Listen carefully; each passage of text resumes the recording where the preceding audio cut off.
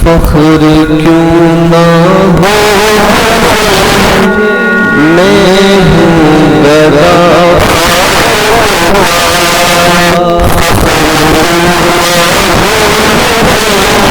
میں ہوں گدا فاروق کا فخر کیوں نہ ہو مجھے میں ہوں گدا فاروق کا سب مجھے کہہ رہے ہیں سب مجھے ہوں آشنا فاروق کا فخر کیوں نہ ہو مجھے میں ہوں گدا فاروق کا کہہ رہے ہیں سب مجھے ہوں آشنا فاروق کا آپ کے ہر ایک عمل پر ہے رضائے کبریا آپ کے ہر ایک عمل پر ہے رضائے کبریا کون بدلے گا جہاں میں کون بدلے گا جہاں میں کون بدلے گا جہاں میں فیصلہ فاروق کا فخر کیوں نہ ہو مجھے میں ہوں گدا فاروق کا کہہ رہے ہیں سب مجھے ہوں آشنا فاروق کا کفر پر کیا روب تھا کیا خوف تھا کیا شان تھی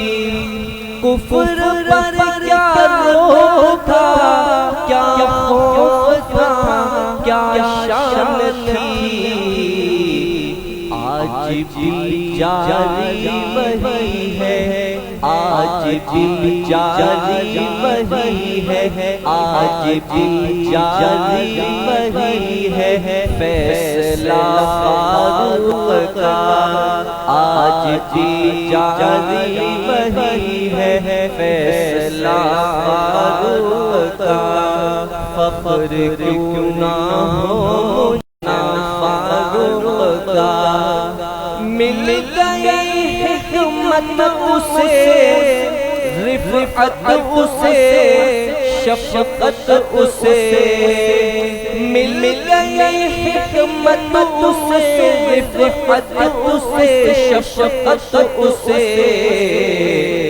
جس نے بھی دل سے کیا ہے جس نے بھی دل سے کیا ہے ہاں جس نے بھی دل سے کیا ہے تذکرہ فاروق کا جس نے بھی دل سے کیا ہے تذکرہ فاروق کا فخر کیوں نہ ہو مجھے میں ہوں گدا فاروق کا ہے عقیق بے نما کی التجا یا رب میرے ہے عقیق بے نما کی التجا یا رب میرے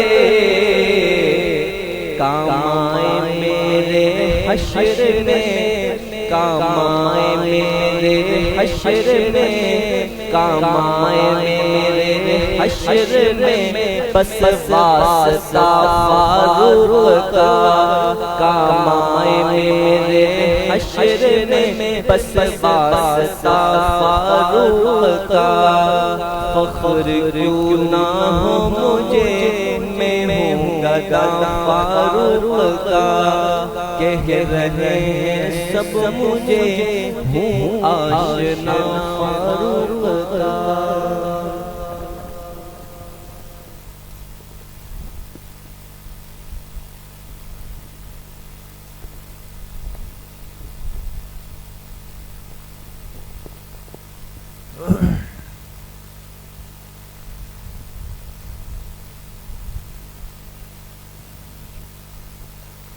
بسم اللہ الرحمن الرحیم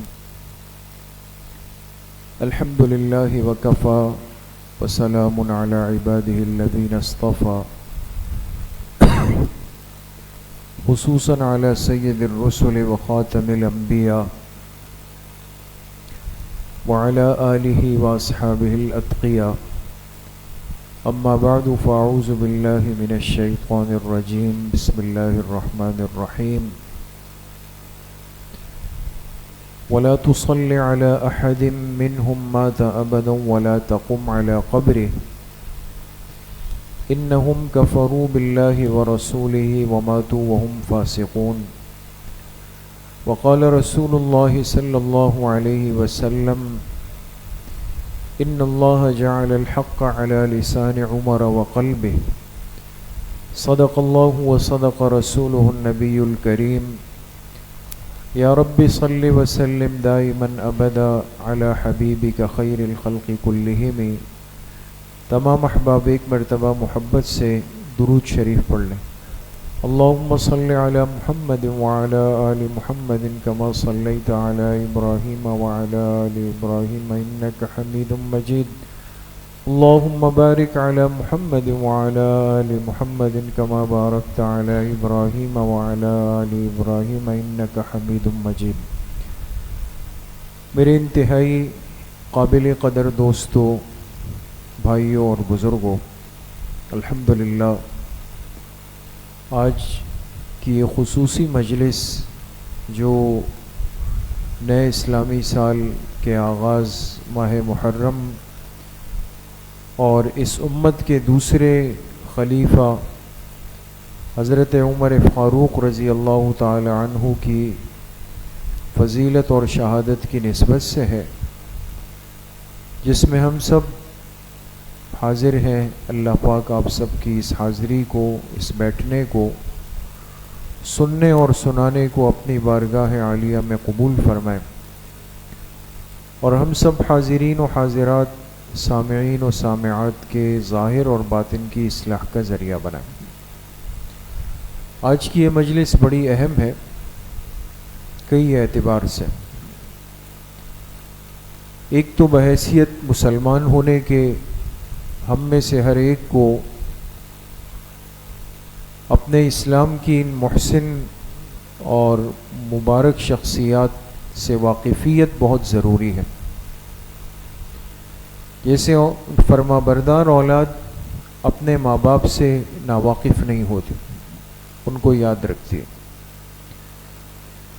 اسی طریقے سے صحابہ اکرام رضوان اللہ علیہم اجمعین، جو آپ علیہ الصلاۃ والسلام کی محنت کا ایک خلاصہ ہے اور اس امت تک صحیح اور محفوظ انداز میں دین پہنچانے کا واحد اور مضبوط ذریعہ ہے، ان ہستیوں سے امت کی واقفیت نہایت ضروری ہے.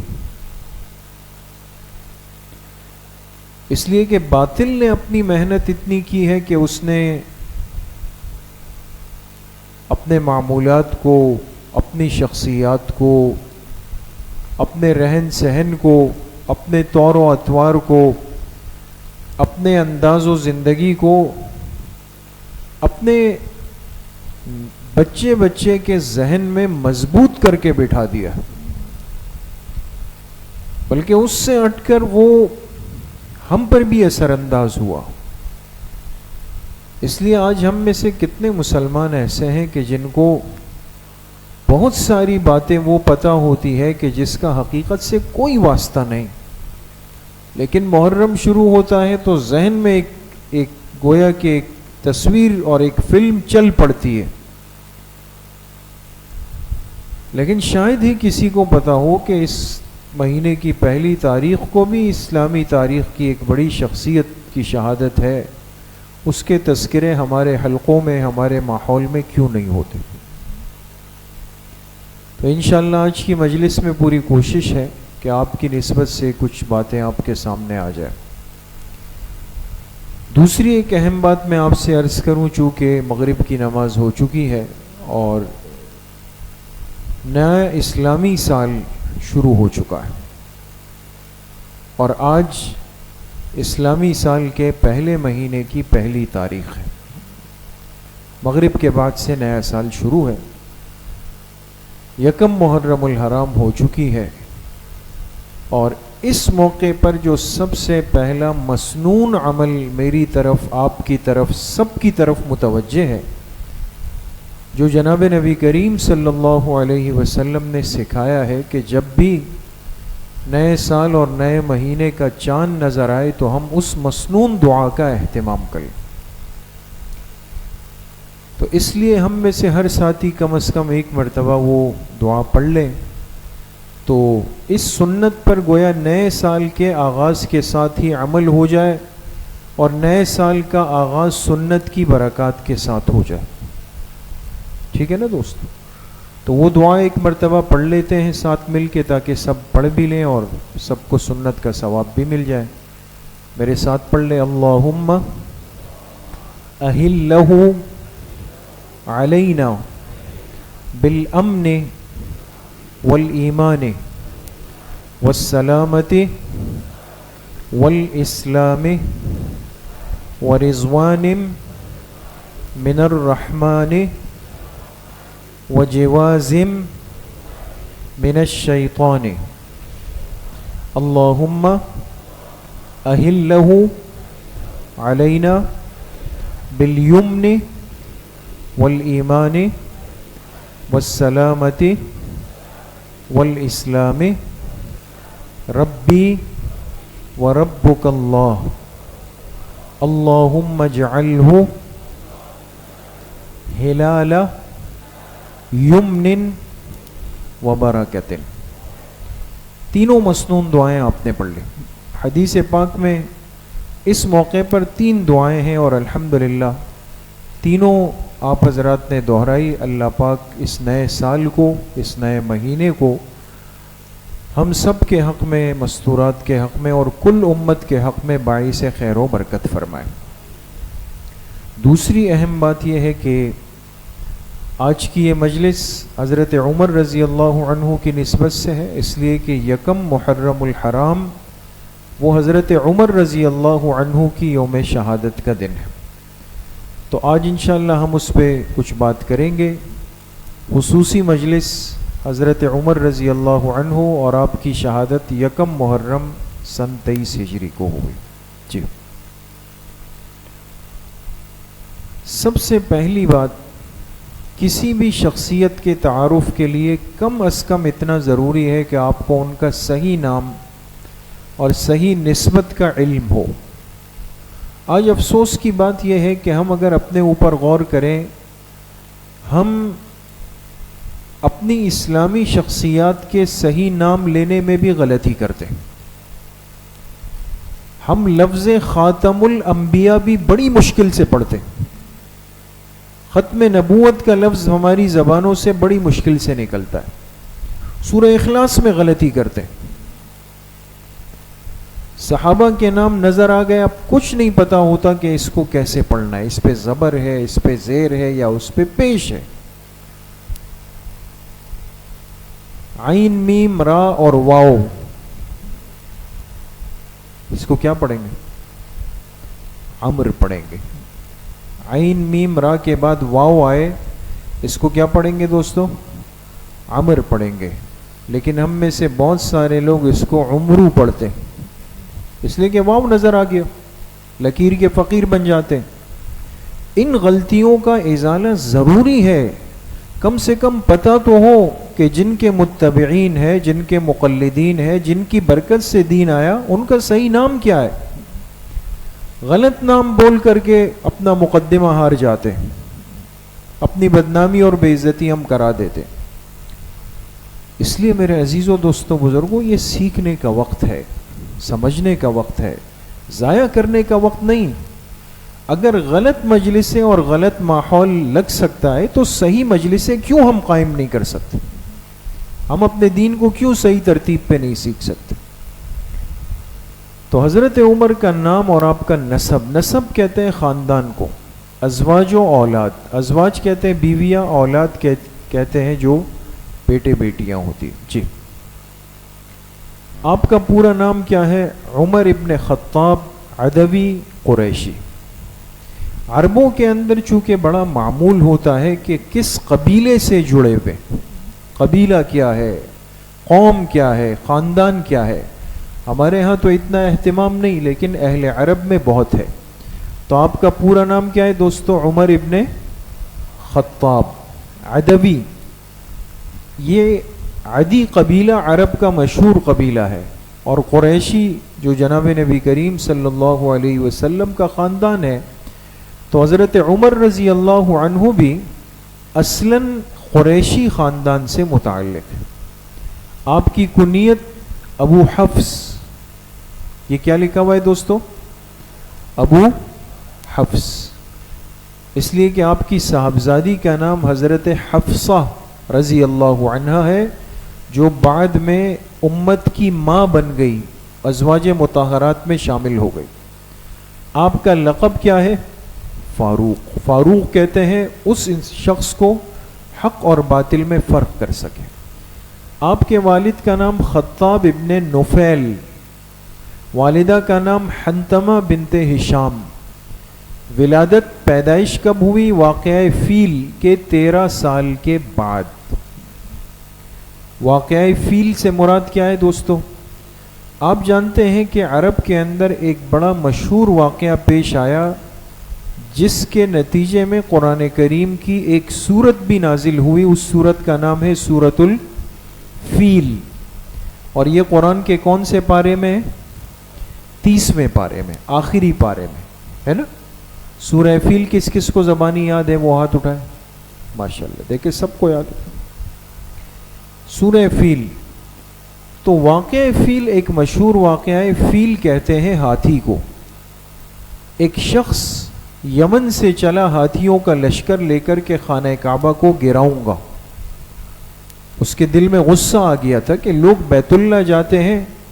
اس نے وہاں پر صنعاء میں، یمن میں اپنا ایک جعلی خانہ کعبہ بنایا، اور لوگوں سے کہا اتنا دور کیوں جاتے ہو، یہیں آ کے اس کا طواف کر لیا کرو. لیکن اللہ کی شان، اللہ پاک جسے عزت دے جسے ذلیل کرے. اس نے بنا تو لیا. رات کو ایک شخص آیا اور اس نے جان بوجھ کر اس ابرہہ کے بنائے ہوئے جعلی خانہ کعبہ کے اندر قضائے حاجت کر لی، تقاضا کر لیا، وہیں فارغ ہو گیا، تاکہ اس کو اندازہ ہو جائے کہ اللہ کا گھر یہ نہیں ہے، وہ ہے مکہ مکرمہ. اس کو اتنا غصہ آیا کہ صبح اٹھا تو ہاتھیوں کا لشکر لے کے روانہ ہوا کہ جا کے میں اللہ کے گھر کو گرا دوں گا. لیکن مکہ مکرمہ کے قریب جگہ ہے وادی محصر، وہاں پہنچا اور آسمان سے پرندوں کی جماعتیں آنے لگی، اور انہوں نے ان کے اوپر چھوٹے چھوٹے کنکر برسائے، اور اس نے ہاتھیوں کے لشکر کو بھوسا بنا کر رکھ دیا.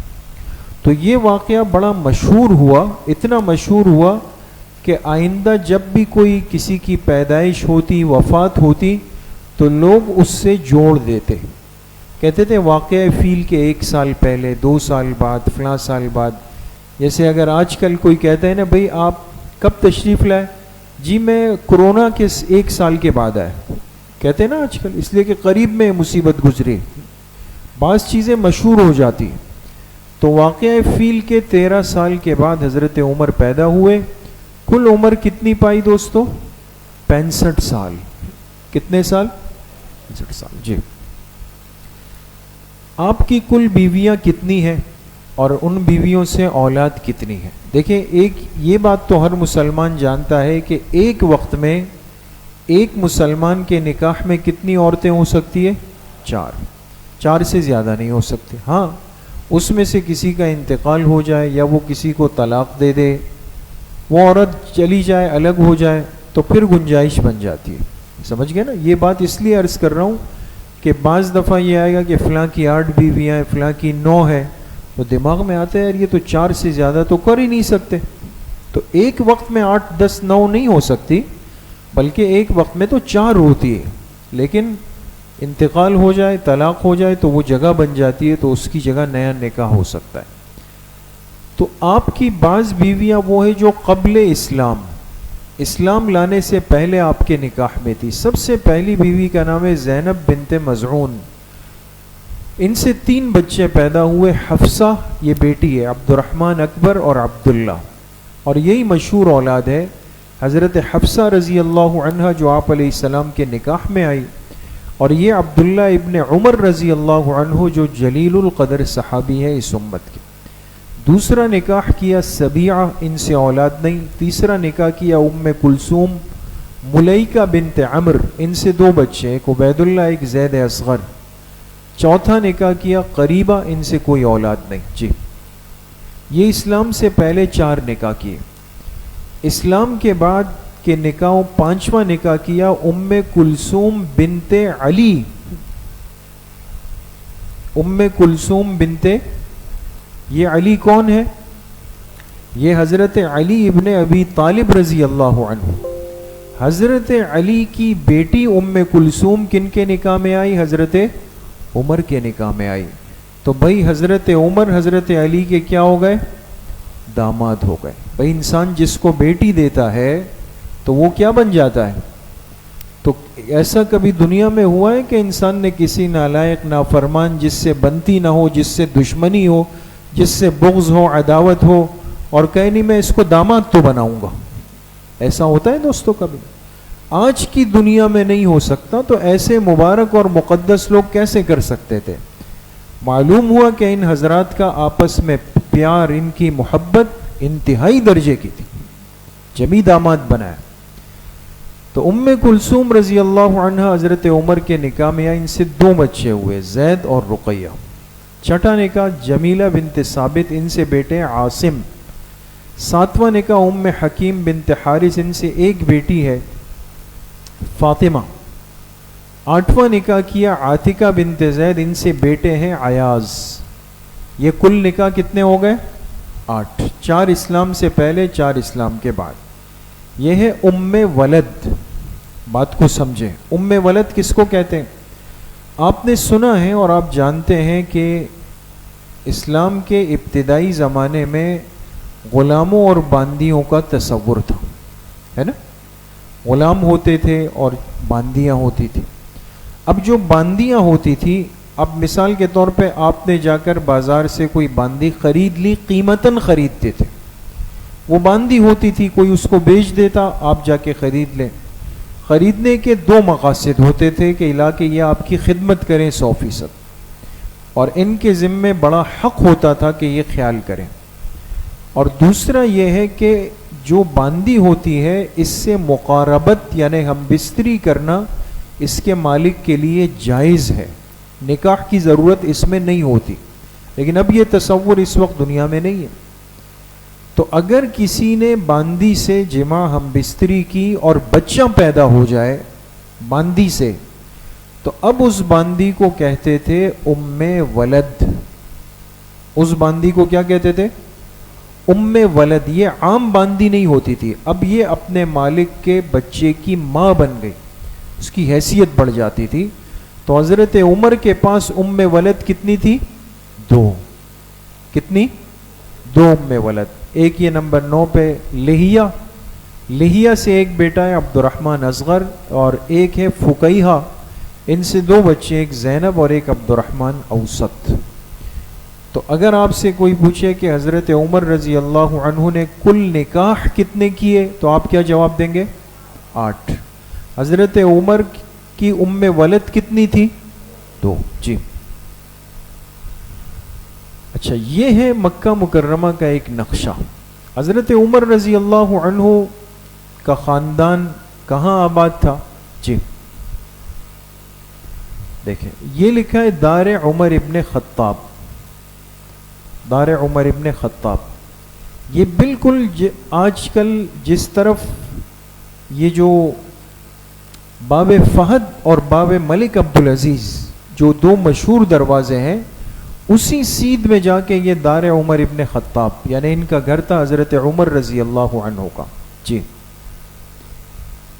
اور آپ کے جو خاندانی گھر تھے وہ یہ تھے, بالکل صفا مروہ کی پٹی کے ساتھ. یہ مساکن بنی عبد شمس لکھا ہوا ہے, یہ خاندانی گھر تھے. لیکن حضرت عمر کا ذاتی گھر یہ رہا. جی اچھا, حضرت عمر رضی اللہ عنہ کی شخصیت کی جب بات آتی ہے تو ہر مسلمان کے ذہن میں ایک بات ضرور آئے گی کہ یہ اسلام بڑے عجیب انداز سے لائے. اسلام لانے سے پہلے بھی بڑے سخت تھے اور کھل کر اسلام کے مسلمانوں کے مقابلے میں، لیکن اللہ نے ان کے نصیب کھولے اور آقائے دو جہاں جناب رسول اللہ صلی اللہ علیہ وسلم نے خانہ کعبہ کے اندر ایک دعا مانگی. بیت اللہ شریف میں اللہ سے فرمایا اللہم اعز الاسلام باحد العمرین، اے اللہ اسلام کو عزت دے دے دو عمروں میں سے ایک کے ساتھ، کوئی ایک عمر مجھے دے دے. اب دو عمر کون سے تھے؟ ایک تو عمر ابن خطاب رضی اللہ عنہ اور ایک ابو جہل کا نام، بعض نے عمر لکھا بعض نے عمر لکھا، عمر ابن ہشام. اور چونکہ یہ دونوں اپنے کفر کے زمانے کے سخت لوگ تھے، آپ علیہ السلام نے دعا کی کہ اللہ یہ دو رکاوٹ ہے، ان میں سے ایک ٹوٹ کر میرے پاس آ جائے تو اسلام کو عزت مل جائے گی. لیکن دعا کے الفاظ پہ غور کریں، ان دو میں سے کوئی ایک مجھے دے دے. تو اللہ پاک نے دعا قبول کی اور کن کے نصیب میں اسلام آیا؟ حضرت عمر ابن. اس لیے آپ کو کیا کہتے ہیں؟ مراد محمد مصطفیٰ صلی اللہ علیہ وسلم. آپ علیہ السلام نے مانگا ہے اور مانگا بھی اعزہ کے الفاظ کے ساتھ ہے کہ اللہ جو آئے گا وہ اسلام کی عزت کا ذریعہ بنے. جی یہ خانہ کعبہ جہاں آپ علیہ الصلوۃ والسلام نے دعا مانگی، ایک روایت میں تہجد کے وقت میں، ایک میں ہے کہ عشاء کی نماز کے بعد خانہ کعبہ کا غلاف پکڑ کر اللہ سے دعا کی. جی رات گزری، حضرت عمر رضی اللہ عنہ کی قسمت میں ہدایت تھی. لمبا قصہ ہے. اور اٹھے اور تلوار لے کر بڑے غصے میں آپ علیہ السلام کو قتل کرنے آئے. راستے میں کوئی ملا، کہا عمر کہاں جا رہے ہو؟ کہا آج قصہ تمام کر دوں گا اس شخص کا تاکہ بات ختم ہو جائے. تو وہ سمجھ گئے کہ ان کے ارادے نیک نہیں. انہوں نے کہا جا کے پہلے اپنی بہن کی خبر لے لو، تمہیں پتہ ہے تمہاری سگی بہن اسلام لا چکی. اچھا، تو تلوار لے کر پہلے بہن کے گھر چلے گئے. اب ہدایت کا راستہ وہاں سے کھل رہا تھا.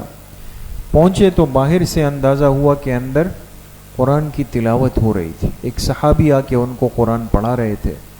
اندر گئے، پہلے بہن کو مارا، بہنوئی کو مارا. انہوں نے کہا عمر جو بھی کر لو، اب ہم اپنا دین نہیں چھوڑ سکتے. بس یہ جملہ جو تھا نا، یہ دل پہ اثر انداز ہوا. بھئی کیسی بات ہے کہ اتنی پٹائی اتنی مار کے بعد بھی کہہ رہے ہم دین نہیں چھوڑ سکتے. کہا اچھا کیا پڑھ رہے تھے مجھے بھی سناؤ. تو بہن نے کہا وہ آپ ایسے نہیں سن سکتے، اس لیے اس کے لیے آپ کو پہلے پاک ہونا پڑے گا، غسل کرنا پڑے گا. گئے، غسل کیا، جب آئے پھر بہن نے قرآن کریم سنایا. ایک ایک آیت حضرت عمر فرماتے تھے کہ بہن ایک ایک آیت پڑھتی تھی اور میرا دل اسلام کے لیے نرم ہوتا جا رہا تھا. دل تو بس وہیں سے ارادہ کیا، جو تلوار لے کے اللہ کے پاک پیغمبر کے قتل کے ارادے سے نکلے. اب وہاں سے جب روانہ ہوئے تو اب قتل کا ارادہ نہیں، اب اللہ کے پاک پیغمبر کی غلامی میں آنے کے لیے روانہ ہو. یہ وہ جگہ ہے دوستو، یہ لکھا ہوا ہے صفا. یہ ایک پرانی تصویر ہے. صفا مروہ آپ نے سنا ہوگا جہاں سعی کا عمل ہوتا ہے. جہاں آج صفا ہے نا دوستو، عین اسی صفا کے ساتھ ایک نوجوان صحابی کا گھر تھا، جس صحابی کا نام حضرت ارقم رضی اللہ عنہ. کیا نام ہے؟ حضرت، اس کو کہتے تھے دار ارقم. دار، تو یہاں پہ آپ علیہ السلام بیٹھتے تھے، مسلمان جمع ہوتے تھے. تو اتنا اندازہ تو تھا. سیدھا حضرت ارقم رضی اللہ عنہ کے گھر کی طرف آئے. جی یہ آپ دیکھ سکتے ہیں دوستو، یہ بالکل موجودہ تصویر ہے نا. ٹھیک ہے، یہ صفا مروہ کی پٹی ہے، نظر آ رہی ہے دوستو. یہ صفا ہے اور یہ مروہ ہے. بالکل یہ جو صفا کا گنبد ہے نا، آگے کریں، یہ دیکھیں ریڈ دائرہ بنا نا، یہ بالکل صفا کے اوپر ایک گنبد بنا ہوا ہے. اس گنبد کی سیدھ میں بالکل نیچے حضرت ارقم رضی اللہ عنہ کا گھر. یہاں آئے اور جب صحابہ نے دور سے دیکھا تو کہا کہ عمر آ رہا ہے، ارادے نیک نہیں ہیں. حضرت حمزہ رضی اللہ عنہ آپ علیہ السلام کے چچا بیٹھے ہوئے تھے. انہوں نے فرمایا عمر آ رہا ہے تو آنے دو, اس کے پاس تلوار ہے, حمزہ کے پاس بھی تلوار, ہم دیکھ لیں گے ان کو. لیکن آپ علیہ السلام نے جب دیکھا فرمایا نہیں, آج عمر کی نگاہیں بدل چکی, بدلی ہوئی نگاہوں کے ساتھ آ رہا. جی یہ دیکھیں دوستو, آگے چلیں. یہ ہے صفا کے نیچے وہ کر. جی اب حضرت عمر رضی اللہ عنہ کی زندگی پر ایک مختصر نظر, ایک مسلمان ہونے کی حیثیت سے ہمیں یہ اہم باتیں معلوم ہو. حیات و حالات, آپ کے فضائل کیا ہے, خلافت, کمالات, موافقات, فتوحات, حکمرانی کے شب و روز, تمنائے شہادت. جی فضائل حضرت عمر رضی اللہ عنہ کے کیا ہے؟ جی بہت ساری روایات, ان میں سے چند احادیث. ایک حدیث میں آپ علیہ السلام نے فرمایا اول من اسلم علانیت عمر, اول من فتح باب الکعبۃ عمر, اول من ہاجر علانیت عمر. فرمایا سب سے پہلے کھل کر اسلام لانے والے عمر ہیں, سب سے پہلے خانہ کعبہ کا دروازہ کھولنے والے عمر ہیں, سب سے پہلے اعلانیہ کھل کر ہجرت کرنے والے عمر ہیں. دوسری حدیث میں فرمایا بے شک اللہ نے حق کو عمر کی زبان اور دل پہ جاری کر دیا. تیسری حدیث میں فرمایا لو کان بعدی نبی لکان عمر, اگر میرے بعد کسی نے نبی بننا ہوتا, اگر یہ سلسلہ چلتا بالفرض, تو یہ صلاحیت کس میں تھی؟ عمر کے اندر تھی. اتنا اللہ نے نوازا ہوا تھا. جی اب بات ہوگی دوستوں خلافت پہ. امت مسلمہ کا عقیدہ ہے, بہت غور سے سنیے گا, کہ جناب نبی کریم صلی اللہ علیہ وسلم پر سلسلہ نبوت مکمل ہو گیا. اسی لیے آپ کا لقب تمام انبیاء میں کیا ہے؟ خاتم الانبیاء.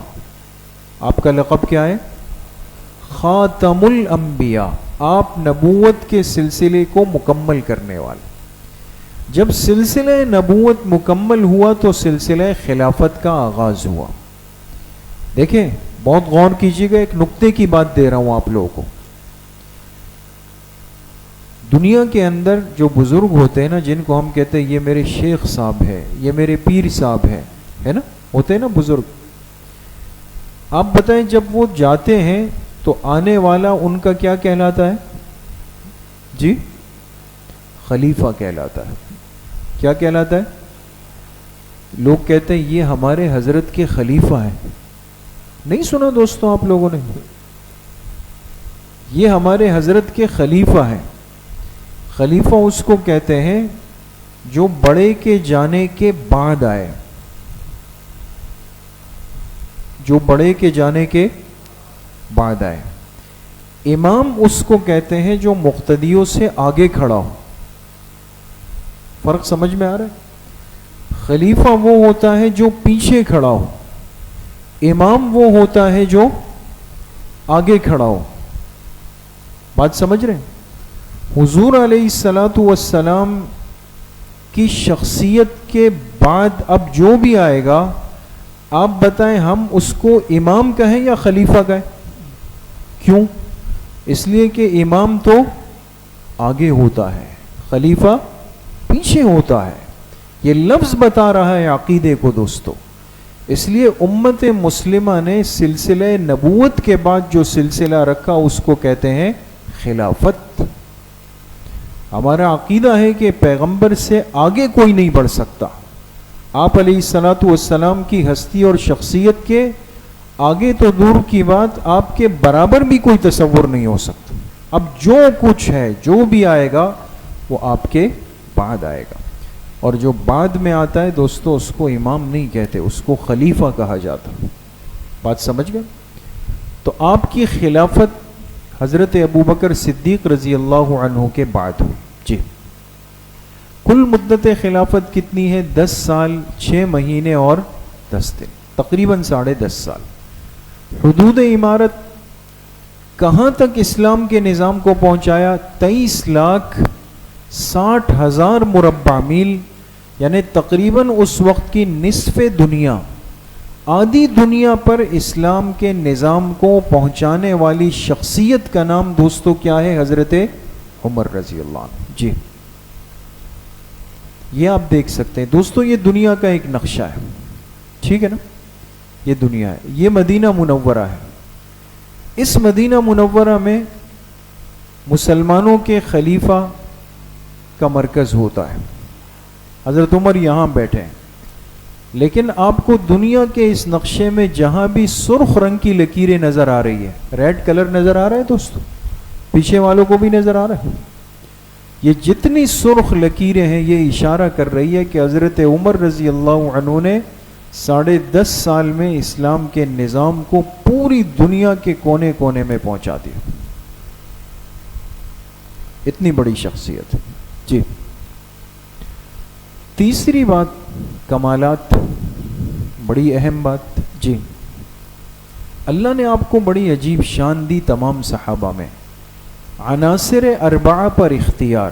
دیکھیں اس دنیا میں 4 چیزیں ایسی ہیں جن کو کہتے ہیں عناصر اربعہ. کیا کہتے ہیں؟ عناصر اربعہ کے معنی ہوتے ہیں 4. 4 چیزیں اس دنیا میں ہر ایک کے لیے ضروری ہے: آگ، ہوا، زمین اور پانی. دیکھیں نا، اس میں سے کسی چیز سے ہم کسی بھی وقت خالی نہیں ہو سکتے. آگ کی بھی ضرورت ہے، ہوا کی بھی ہے، زمین کی بھی ہے اور پانی کی. حضرت عمر رضی اللہ عنہ کو اللہ پاک نے ایسی جلیلانہ شان دی کہ ان 4 چیزوں پر اللہ نے آپ کا حکم نافذ کر کے دکھایا. اب کیسے ہوا؟ یہ سب چیزیں کہانی نہیں ہے دوستو، احادیث اور روایات کے اندر. آگ پر کیسے حکم چلا آپ کو آ کے بتایا گیا. مدینہ منورہ کے قریب ایک پہاڑ ہے، اس سے ایک آگ نکلی ہے اور اتنی نکلی ہے کہ آگے پھیلتی چلی جا رہی ہے، پھیل رہی. کیا کریں؟ آپ علیہ السلام، حضرت عمر رضی اللہ عنہ بیٹھے ہوئے تھے، اپنی چادر اٹھائی، حضرت عبداللہ ابن مسعود رضی اللہ عنہ کو دی. نام یاد رہے گا دوستو، کس صحابی کو دی؟ حضرت عبداللہ ابن مسعود رضی اللہ عنہ کو دی. فرمایا یہ لے جاؤ اور اس چادر سے اس آگ کو بھگا کے واپس اس غار کے اندر کر دو. آج تک کبھی ہوا ہے کہ کپڑے کے چادر سے انسان آگ کو بھگائے، وہ کپڑا جل کے بھسم ہو جائے؟ لیکن عبداللہ ابن مسعود رضی اللہ عنہ گئے اور اس چادر کو لپیٹ کے، جیسے انسان کسی چادر سے کسی کو مارتا ہے، اس آگ کو مارنا شروع کیا. وہ آگ چلتے چلتے چلتے جاتے جاتے غار کے اندر بجھ کے ختم ہو گئی. ہوا پر اللہ نے آپ کو اختیار دیا، ایک لشکر بھیجا اور وہ مدینہ منورہ سے ہزاروں میل دور، اس لشکر کے امیر کا نام ہے حضرت ساریہ. کیا نام ہے؟ ساریہ سین کے ساتھ رضی اللہ عنہ. وہ لشکر گیا، ظاہر سی بات ہے کہ بڑے دنوں بعد خبر آتی تھی کہ کیا ہوا کیا نہیں ہوا. جمعے کا دن آیا، حضرت عمر خطبے کے لیے ممبر پہ کھڑے ہوئے. دوران خطبہ اچانک اپنا رخ بدلا اور فرمایا یا ساریۃ الجبل، فرمایا او ساریہ پہاڑ کی طرف دیکھ لو، پہاڑ کی طرف. صحابہ حیران ہو گئے کہ یہاں ساریہ تو کہاں پر ہے؟ بیچ خطبے میں اس کا نام لیا اور کہا کہ پہاڑ کو دیکھ لو. کسی کو سمجھ نہیں آئی. جب وہ لشکر واپس آیا، کامیاب ہو کے آیا، تو صحابہ نے ان سے پوچھا تو حضرت ساریہ نے فرمایا ہم لڑ رہے تھے اور ہمیں اندازہ نہیں تھا کہ پہاڑ کے پیچھے سے دشمن کا نیا لشکر اور دستہ ہم پہ حملہ ہو رہا ہے، ہم بالکل غافل تھے. اچانک مجھے آواز آئی امیر المومنین کی کہ وہ ساریہ پہاڑ کی طرف دیکھ لو. تو میں نے کہا یہ تو حضرت عمر کی آواز ہے. ساتھیوں کو جب بھیجا تو دیکھا پہاڑ کے پیچھے دشمن کا دستہ تیار ہو رہا تھا. ہم نے فوراً ان کو قابو کیا، ان کو مار کے بھگا دیا. ہوا نے ان کی آواز کو وہاں پر منتقل فرمایا. زمین پر اللہ نے ان کو اختیار دیا. جا رہے تھے اور مدینہ منورہ کی زمین پہ ایک زلزلہ آنے لگا. ہاتھ کے اندر ایسے کوڑا پکڑا ہوا تھا، وہ زمین پہ مارا. فرمایا زمین تھم جا، کیا عمر نے تجھ پہ انصاف قائم نہیں کیا؟ اور فوراً زمین خاموش ہو. اور پانی پر اختیار دیا. بڑا مشہور واقعہ ہے. یہ دریائے نیل ہے مصر میں، ملک مصر میں آج بھی ہے، جس کے نام حضرت عمر نے خط لکھا. حضرت عمرو بن العاص رضی اللہ عنہ ایک صحابی ہے، وہ مصر گئے، فاتح مصر ہے. تو وہاں کے لوگ آئے اور انہوں نے حضرت عمرو سے کہا کہ ہمارے ہاں ایک دستور ہے کہ دریائے نیل کا جو پانی ہے یہ سال میں ایک دن آتا ہے، یہ نیچے کی طرف جا کے خشک ہونے لگتا ہے.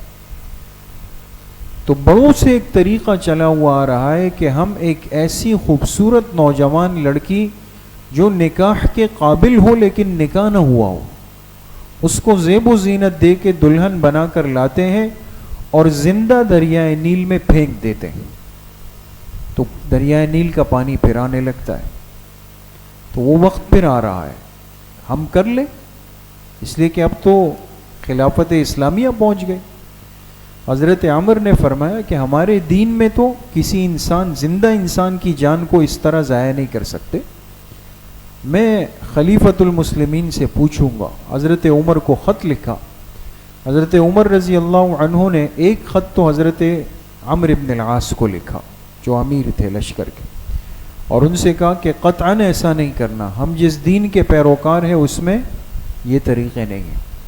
اور اس کے ساتھ ایک دوسرا خط لکھا جو دریائے نیل کے نام، اور اس میں لکھا کہ او نیل، اگر تم اپنے مرضی سے بہتے تھے اور بہتے ہو تو تمہاری مرضی ہے، خشک ہو جاؤ، اور اگر اللہ کے حکم سے چلتے تھے تو پھر اللہ کے حکم سے جاری ہو جاؤ. تو جب یہ خط لے جا کر کے وہاں ڈالا گیا تو کہتے ہیں دریائے نیل کا پانی موجیں مارنے لگا اور پہلے سے کئی گنا زیادہ وہ پانی جاری و ساری ہو. ایمانی طاقت ہے دوستو، یہ ایمانی طاقت ہے. جی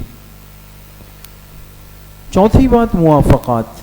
دوستو موافقات کہتے ہیں وہ چیزیں جو کسی کی رائے سے جوڑ کھا لیں. حضرت عمر رضی اللہ عنہ کو اللہ نے خصوصیت دی کہ بعض دفعہ ان سے کوئی مشورہ مانگا جاتا، رائے. تمام صحابہ ایک رائے دیتے، حضرت عمر دوسری رائے دیتے. تو آپ علیہ الصلوۃ والسلام باقی صحابہ کے رائے پر عمل فرما لیتے، اور اللہ کی شان بعد میں وحی اترتی آسمانوں سے، اور وحی حضرت عمر کی رائے کے موافق اترتی جو حضرت عمر نے فرمایا. اس لیے حدیث پاک میں آپ علیہ الصلوۃ والسلام نے فرمایا، یہ حدیث یاد رکھیں دوستو، آپ نے فرمایا پچھلی امتوں میں ایسے لوگ گزرے جو ملہم من اللہ تھے، جن کی زبانوں پر اللہ کے فرشتے بولتے تھے.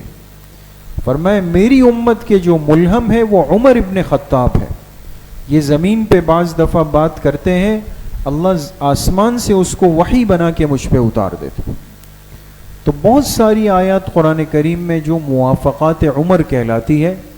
غزوہ بدر کی قیدیوں کا معاملہ آیا، یہ سورہ انفال آیت نمبر 67 ہے. مشورہ ہوا کہ جی کیا کریں. تقریباً کی رائے یہ تھی کہ ان قیدیوں سے فدیہ لے کے ان کو چھوڑ دیں.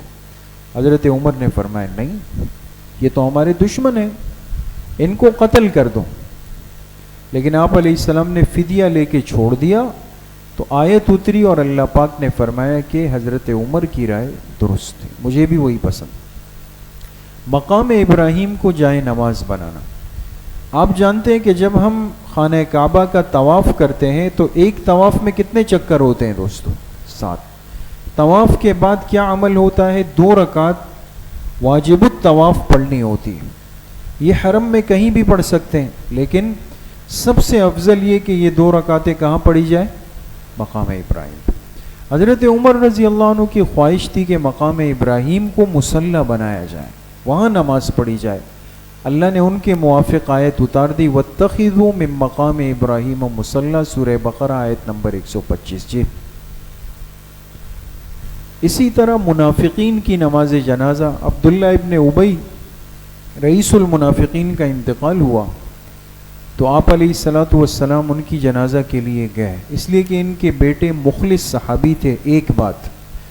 دوسری بات یہ کہ عبداللہ ابن ابی نے زندگی میں آپ علیہ السلام پر ایک چھوٹا احسان کیا تھا کہ آپ کے چچا حضرت عباس رضی اللہ عنہ جب قیدی بن کر آئے تو ان کے کپڑے بہت میلے تھے.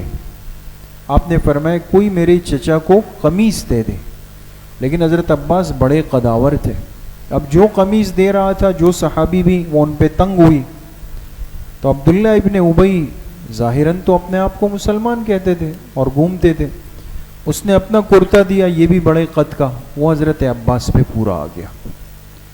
تو وہ احسان آپ علیہ السلام کے ذہن میں تھا. آپ نے فرمایا کہ یہ احسان دنیا میں ختم ہو جائے تاکہ آخرت میں کچھ نہیں. تو آپ نے جا کے ان کی نماز جنازہ جب پڑھانے کی کوشش کی تو حضرت عمر رضی اللہ عنہ نے آپ کو روکا. فرمایا آپ ایسا نہ کریں, کل تو لوگ ہمیں تانا دیں گے کہ ہم منافق تھے لیکن آپ کے پیغمبر نے نماز جنازہ پڑھائی. آپ علیہ السلام نے پڑھائی اور سورہ توبہ کی آیت نمبر 48 اتری. اللہ پاک نے آئندہ کے لیے اپنے پیغمبر علیہ السلام کو منافقین کی جنازہ سے منع کر دی. اسی طریقے سے ازواج مطہرات کے لیے حجاب کی رائے, پردے کا حکم نہیں آیا تھا اور چہرے کے چھپانے کا حکم نہیں تھا, لیکن حضرت عمر رضی اللہ عنہ کی خواہش تھی کہ کم از کم ازواج مطہرات جو امت کی مائیں ہیں یہ حجاب کے ساتھ گھومیں. تو اللہ پاک نے سورہ احزاب کی آیت نمبر 59 اتار دی اور اس میں حکم دیا کہ جو ایمان والی عورتیں ہیں وہ اپنی چادریں اپنے اوپر لٹکا کر رکھیں, اپنے چہروں کو چھپا کے رکھیں. جی, پانچویں بات فتوحات. حضرت عمر رضی اللہ عنہ کے دور میں اسلامی نظام کہاں تک پہنچا, کتنے ملک فتح ہوئے, آپ حیران ہوں گے. فتوحات عراق, شام, مصر, افریقہ اور سب سے بڑھ کر بیت المقدس جو قبلہ اول ہے, اس وقت مظلومی کی حالت میں ہے. پوری دنیا کے مسلمان خواب غفلت میں ہیں. پوری 56 اسلامی ممالک کے حکمرانوں میں سے ایک فرد بشر نہیں جو ایک جملہ بھی احتجاج کا بول سکے, اور اسرائیل اور یہود کھل کر ان مسلمانوں کا قتل عام کر رہے ہیں. قبلہ اول کی بے اکرامی بے احترامی ہو رہی ہے. ساری اسلامی دنیا بشمول عرب کے, عجم کے, سب ان کا تماشا دیکھ رہے ہیں. آج اس امت کو بتانے کی ضرورت ہے. کل اس شخصیت کا یوم شہادت ہے جو فاتح بیت المقدس ہے. جب ہمیں پتہ ہی نہیں ہے کہ حضرت عمر کون ہے, کب شہید ہوئے, کیسے زندگی گزاری, کہاں تک اسلام کو پہنچایا, تو ہماری نسلوں میں, ہمارے نوجوانوں میں عمر کیسے پیدا ہو. ان نوجوانوں میں آپ کو ناچنے گانے, ٹک ٹاکر, ویڈیوز, کوئی سنگر, کوئی ایکٹر, کوئی فلاں فلاں فلاں, یہ سب چیزیں پیدا ہو رہی ہے, لیکن عمر نہیں آ رہا. کوئی سلطان صلاح الدین ایوبی نہیں پیدا ہو رہا, اس لیے کہ دنیا کی اس منحوس لالچ اور حرص کے پیچھے سب مبتلا ہو کے لگ گئے. اس لیے فاتح بیت المقدس کون ہے؟ حضرت عمر رضی اللہ عنہ. جی, یہ دیکھیں دوست, آگے یہ ہے مسجد اقصی. اصل یہ ہے, یہ جو سنہری گنبد ہے نا, یہ گنبد صخرہ ہے, یہ بعد میں بنا ہے. اصل جو مسجد اقصی ہے وہ یہ ہے دوستو. جی, آگے چلیں. یہ گنبد صخرہ ہے. یہ یہود نے یہاں منصوبہ بنایا ہے ہیکل سلیمانی کا. یہ جو یہود بیت المقدس کے پیچھے پڑا ہوا ہے نا, ان کا عقیدہ ہے کہ یہاں حضرت سلیمان علیہ السلام کی کچھ تبرکات ہے جس کو کہتے ہیں ہیکل سلیمانی, اور یہ اس کے پیچھے اس فکر میں لگے ہوئے. جی, یہ مسجد اقصی ہے دوست. جی, حکمرانی کے شب و روز 10.5 سال پوری امت مسلمہ کے خلیفہ, آدھی دنیا تک اسلام کے نظام کو پہنچایا. عراق, مصر, شام, افریقہ, ہر جگہ اسلام کا نظام پہنچا. اتنا بڑا حکمران, تو اس کی انداز زندگی بھی تو شاہانہ ہونی چاہیے. آج تو اگر کسی کے پاس چھوٹا سا منصب آئے تو ٹور بدل جاتے، وہ سلام نہیں کرتا، وہ دیکھتا نہیں ہے پرانے ساتھیوں کو، اس لیے کچھ منصب آ گیا اس کے پاس۔ لیکن اسلامی حکمران کون تھے دوستو؟ اس کے لیے ہمیں ان ہستیوں کو دیکھنا پڑے گا، خلفائے راشدین کی زندگیوں کو دیکھنا پڑے گا۔ یہ حضرت عمر رضی اللہ عنہ کی حکمرانی کے شب و روز خوف خدا کتنا تھا۔ ایک موقع پہ اپنے خادم تھے، اس کا نام تھا اسلم، اس نے کہا کہ حضرت یہ آٹے کی بوری مجھے دے دے، میں اٹھا لوں۔ فرمایا آج تم میرا بوجھ اٹھا لو گے، کل پلے صراط پہ عمر کا بوجھ کون اٹھائے گا؟ اسی طرح فرمایا دریائے فرات کے کنارے اگر بکری کا بچہ بھی بھوک سے مر جائے، عمر سے اس کی پوچھ ہوگی، اس لیے کہ وہ میرے خلافت کی حدود کے اندر آتا ہے۔ عمر سے پوچھا جائے گا یہ بکری کا بچہ بھوک سے کیسے مرا۔ آج تو ہمارے معاشرے میں بکری کا بچہ نہیں، انسانوں کے انسان کٹ جاتے ہیں، پورے کے پورے خاندان ذبح ہو جاتے ہیں، زندہ جانور کی ٹانگ کاٹ دی گئی اس ملک کے اندر۔ کیا کچھ ظلم نہیں ہوا؟ کسی نے پوچھا؟ کوئی پرسان حال ہے کہ اتنے لوگ مرتے ہیں، کٹتے ہیں، ظلم زیادتیاں ہوتی ہے، یہ ہر ایک کے ساتھ جو بے سلوکی ہے اس کا کیا ہوگا؟ کوئی نہیں۔ خدمت خلق کا جذبہ کیا تھا؟ رات کو مدینہ کی گلی میں خود پہرا دیتے اور احوال سے باخبر رہتے۔ سادگی اور انکساری کیسی تھی کہ ویرانے میں جا کر سر کے نیچے اینٹ رکھ کر آرام فرماتے۔ جی، تمنا شہادت یہ مومن کی آخری منزل ہے دوستو۔ شہادت مصیبت نہیں ہے، شہادت غم بھی نہیں ہے دوستو، شہادت پریشانی بھی نہیں ہے، شہادت کوئی صدمے کی اور رونے چیخنے کی، اپنے آپ کو مارنے پیٹنے کی چیز نہیں ہے۔ بحیثیت مومن اور مسلمان ہمارا عقیدہ ہے کہ شہادت ایک عزت کا مقام ہے، ایک فضیلت والی چیز ہے، جسے اللہ کے پاک پیغمبر نے اپنے لیے بھی مانگا کہ اللہ میں آپ کے راستے میں شہید کر دیا جاؤں، پھر زندہ کیا جاؤں، پھر شہید کیا جاؤں، پھر زندہ کیا جاؤں، پھر شہید کیا جاؤں، پھر زندہ کیا، 3 دفعہ فرمایا۔ اس لیے امت مسلمہ کے نزدیک شہادت غم نہیں، شہادت نعمت ہے۔ حضرت عمر نے دعا مانگی، اللہم ارزقنی شہادتا فی سبیلک واجعل موتی فی بلد نبیک، اے اللہ اپنے نبی صلی اللہ علیہ وسلم کے شہر میں شہادت کی موت سے سرخرو فرما۔ جی، بدھ کا دن ہے، 27 ذی الحجہ، فجر کی نماز پڑھا رہے، اس لیے کہ مسلمانوں کا حکمران وہ ہوتا ہے جو مسلمانوں کی نماز کا امام بھی ہوتا ہے۔ بات سمجھ گئے؟ حکمران وہ ہو جو نماز بھی پڑھا سکے، یہ تصور صدیوں تک رہا ہے۔ فجر کی نماز پڑھا رہے، صف اول سے ایک شخص چھپا ہوا تھا چادر میں، زہر آلود خنجر لے کر، اس کا نام تھا ابو لؤلؤ فیروز مجوسی۔ ابو لؤلؤ فیروز مجوسی تھا، یہ ایرانی تھا۔ اس نے عین نماز کے دوران حضرت عمر کے پیچھے حملہ آور ہو کے جسم میں وہ خنجر گھونپ دیا، آپ زخمی ہو کے گر پڑے۔ یہ شخص بھاگا اور جب صحابہ نے روکنے کی کوشش کی تو 11 صحابہ کو خنجر مارتا ہوا نکلا، ان 11 میں سے 6 شہید ہو گئے، 5 زخمی ہو گئے۔ پھر ایک صحابی نے اپنی چادر ڈال کے اس کو پکڑا، پھر اس کو باندھا گیا، پھر اس کو بعد میں قتل کیا گیا۔ تو اس نے اتنا گہرا زخم لگایا کہ جب وہ علاج کے لیے معالج کو لایا گیا، کل بھی میں نے یہ بات عرض کی بیان میں، اس زمانے میں علاج کا طریقہ یہ تھا کہ دودھ کو انتہائی گرم کر دیا جاتا۔ کس چیز کو؟ دودھ کو۔ اور پھر جو آدمی زخمی ہوتا اس کو وہ گرم دودھ اس حالت میں پلاتے۔ اگر وہ دودھ اندر معدے میں ہضم ہو گیا، باہر نہیں آیا، تو سمجھا جاتا تھا کہ اس کا علاج ہو سکتا ہے، ایک تجربہ تھا۔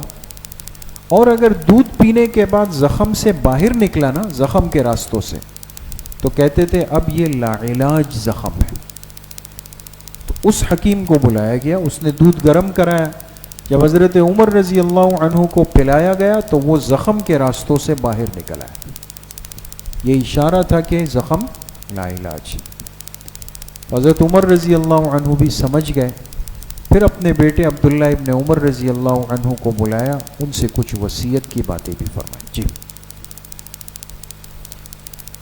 یہ دیکھ سکتے ہیں دوستو, یہ روضہ مبارکہ ہے اور یہ محراب اس وقت یہاں پر ہے. یہ جو جگہ ہے, یہ دروازہ, یہ باب عمر, حضرت عمر رضی اللہ تعالی عنہ کا جو گھر تھا وہ اس طرف تھا مسجد نبوی شریف کے. جی وصیت میں کیا باتیں فرمائی دیکھیں. نمبر 1, ہر حال میں تقوی اختیار کرو, مخلوق کے مقابلے میں اللہ سے زیادہ ڈرو. دین کے امور میں کسی کی رعایت نہ کرو, خواہشات نفس کی پیروی سے پرہیز کرو. نمبر 2, مہاجرین و انصار, شہری لوگ, دیہاتی لوگ, اہل ذمہ سے اچھا سلوک کرو. نمبر 3, مسلمانوں پہ رحم کرو. مال صرف مالداروں کے درمیان گردش نہ کرے, رعایت سے انصاف کرو. مالدار اور غریب میں فرق نہیں کرو, لوگوں کے لیے اپنے دروازے کھلے رکھو. جی جب آخری لمحات آئے, اب سانس جسم سے نکل رہی ہے, تو بیٹوں سے فرمایا کہ مجھے زمین پر رکھ دو. چارپائی سے اتار کے پھر زمین پر اپنا سر رکھ کر فرمایا, اے اللہ مجھے اپنی مغفرت سے ڈھانپ لے. یہ وہ شخص کہہ رہا ہے جس نے آدھی دنیا تک اسلام کے نظام کو پہنچایا, لیکن اللہ کا اتنا خوف. اگر ایسا نہ ہوا تو افسوس مجھ پر اور افسوس میری ماں پر جس کے بطن سے میں پیدا ہوا. اس کے بعد جان آفرین کے سپرد کر دی, شہید ہو گئے. 27 ذی الحجہ کو حملہ ہوا اور 3 دن زخمی رہے. 1 محرم الحرام کو صبح کے وقت جام شہادت نوش کر گئے. جی تاریخ وفات یعنی شہادت بروز ہفتہ 1 محرم سن 24 ہجری. نماز جنازہ حضرت صہیب ابن سنان رومی رضی اللہ عنہ نے پڑھائی. کل عمر تھی 65 سال. تدفین ہوئی حجرہ حضرت عائشہ رضی اللہ عنہا میں. جی یہ آپ دیکھ سکتے ہیں دوستو, جب ہم سلامی کے لیے جاتے ہیں, اللہ پاک سب کو یہ نعمت و سعادت نصیب فرمائے. سب سے پہلے آپ علیہ السلام کی قبر مبارک پہ ہم سلام پیش کرتے ہیں, پھر حضرت ابوبکر صدیق, پھر حضرت عمر. یہ قبریں دوستو اس ترتیب پہ بنی ہوئی ہیں. آپ علیہ السلام کی قبر مبارک تھوڑی سی پیچھے, پھر حضرت ابوبکر کی, پھر حضرت عمر رضی اللہ. یہ دیکھیں آپ موجودہ جالیہ, یہاں ہم جب پہنچتے ہیں نا, آپ علیہ السلام کو سلام پیش کرتے ہیں, پھر یہاں حضرت ابوبکر کو. اس جالی کا یہ جو سوراخ ہے جس پر ریڈ دائرہ بنا ہے, اس سیدھ میں کھڑے ہو کر کس شخصیت کو سلام پیش کرتے ہیں؟ حضرت عمر ابن خطاب رضی اللہ. جی یہ حضرت عمر رضی اللہ عنہ کی زندگی پر ایک مختصر سی مجلس تھی, اور زندگی کے مختلف حصے ہمارے سامنے آئے, اور مقصد صرف یہ ہے کہ ہم اپنے ان محسنین سے واقف ہوں.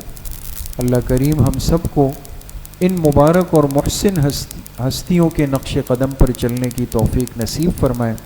ان کی محبت, ان کی عظمت, ان کی عقیدت ہمارے دلوں میں اللہ پیدا فرمائے, جو ہمارے ایمان کا حصہ بھی ہے, جو ہمارے ایمان کی دلیل بھی ہے.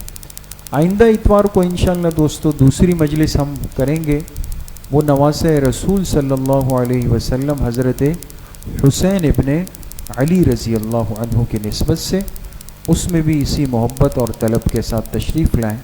اللہ کریم مجھے بھی آپ سب کو صحیح عمل کی توفیق نصیب فرمائے. الحمدللہ رب العالمین والصلاة والسلام علی سید الانبیاء والمرسلین سیدنا و مولانا محمد وآلہ وصحبہ اجمعین.